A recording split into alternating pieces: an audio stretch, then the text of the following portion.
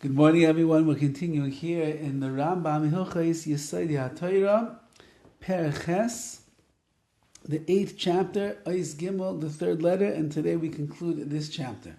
Lefikach, therefore, Im Amad Navi v'asa Oisais u'Moisim Gedolim.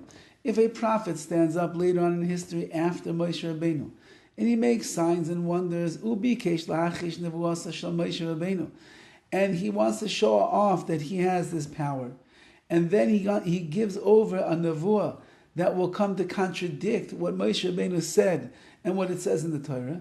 Ein shaymin loy. We do not listen to him. And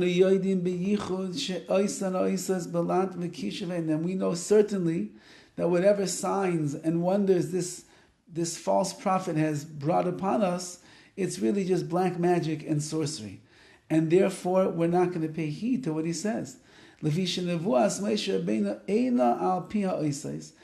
as we mentioned yesterday, we don't verify Moshe Rabbeinu as the Navi par excellence because he made all these signs and wonders and did these miracles in front of our eyes, so that we can compare one set of signs to the other, meaning Moshe did this and another prophet does this. No, that's not what it's about. Rather, says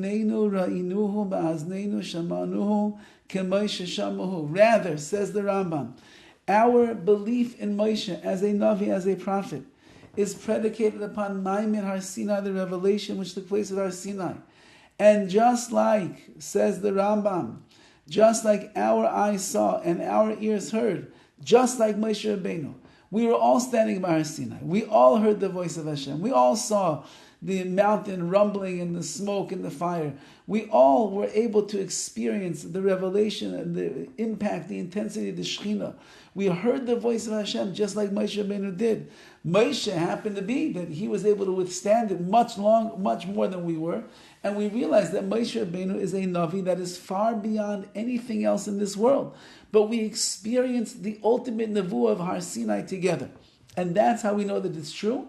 And therefore, whatever it says in the Torah is emes. It's Moshe emes v'seirasai emes. Moshe is true and his Torah is true.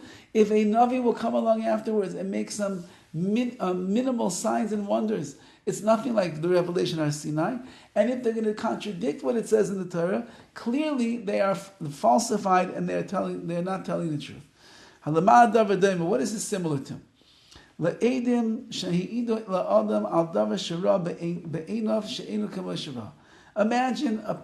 that you're standing on the street corner and you see a car crash take place, and happened to be you were paying attention, you watched exactly what happened. The light turned red and the red car ran through the red light and it smashed into the white car right in the middle of the intersection. So you know, from based on everything that you saw, that it was the red car's fault, and therefore when the police come and they say, do you have any proof of what took place, you can tell them the whole story.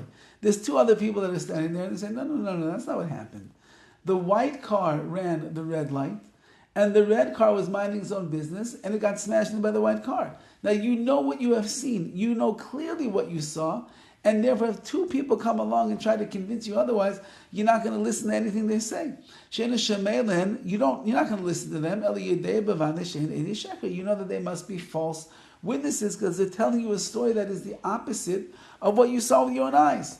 Lefikach, therefore, the Torah tells us, if somebody brings a sign or a wonder, do not listen to the words of this Navi.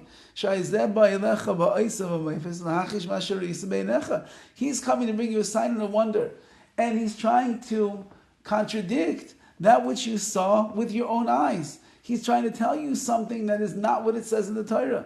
And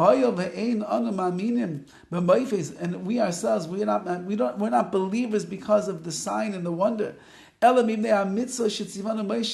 Rather, we believe because we experienced Har Sinai, and the Torah was brought down from Shemayim, and it was given over to Moshe Rabbeinu, who gave it over to us and commanded us to keep the mitzvahs.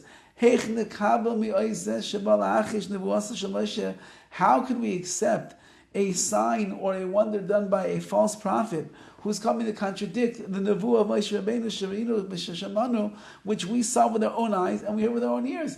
You can't. You're like two false witnesses coming along and telling me you should you should have believed that the accident happened the opposite of the way that you thought.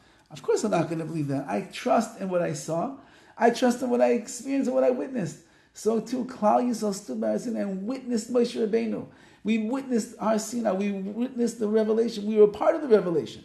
And therefore, if any Navi, any prophet comes along afterwards and tries to make up a story that's going to go against what it says in the Torah, then you know for sure that this person is a false prophet, and we do not listen to a thing that they have to say. Have a wonderful day and a wonderful Shabbos.